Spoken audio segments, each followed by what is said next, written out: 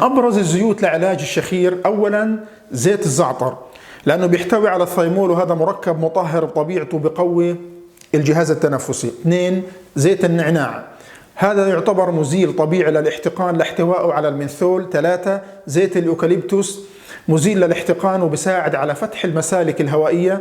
أربعة زيت الليمون بهدي احتقان الأنف عن طريق تخفيف تراكم المخاط. خمسة زيت القرنفل، بيعمل زيت القرنفل على تفتيت البلغم اللي بينتقل إلى مؤخرة الحلق عند الاستلقاء للنوم.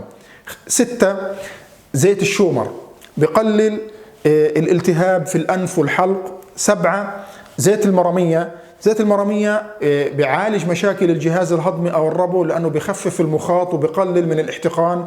ممكن أنه نستخدم مزيج من هذه الزيوت في معطر الجو الخاص فينا قبل النوم بنصف ساعة. لا تنسوا ذكر الله.